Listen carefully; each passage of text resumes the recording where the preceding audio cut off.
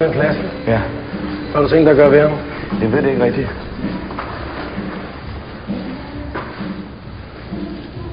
Du bliver sgu nødt til at gøre noget, Arvi. Ellers så ender du som din far. Du må ikke lade folk pisse på dig på den måde. Nej, det er klart. Godt. Du arbejder i en bank, ikke? Ja. Det vil sige, at du bruger dit hoved. Det værste, han kan gøre, det er at slå dig oven i hovedet. Hvad laver han? Musiker. Musiker. Ja, jeg tror nok, han spiller guitar. Det vil sige, det værste, du kan gøre ved ham, det er at skyde ham i hånden. Og det er faktisk rigtigt. Han skal fandme vide, at han ikke kan slå dig oven i hovedet med en flaske. Okay. Du skal også tænke på alle de andre mennesker, han kan slå oven i hovedet med flasker. Du har faktisk pligt til at gøre det.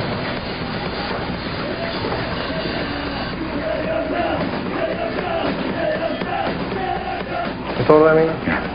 Hvad har du tænkt dig at gøre? Jeg vil tænke mig at skyde ham i hånden. Godt.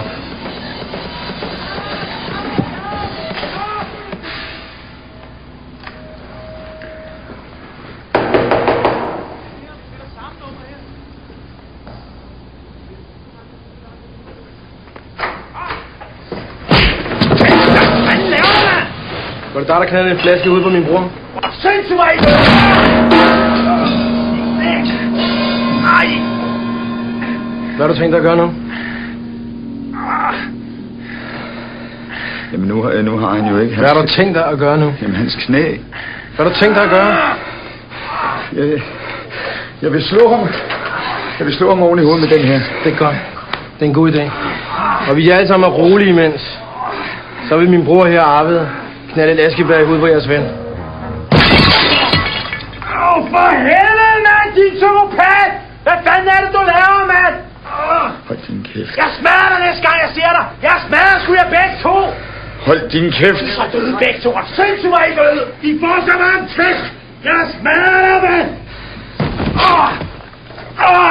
Ej! I får så meget tæsk, du! Kom nu. Så mange tæsk! I får så meget tæsk!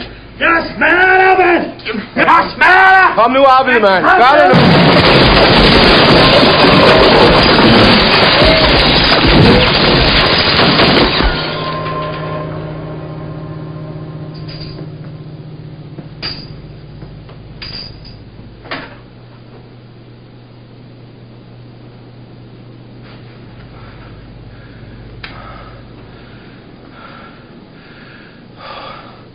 Hold da kæft, mand.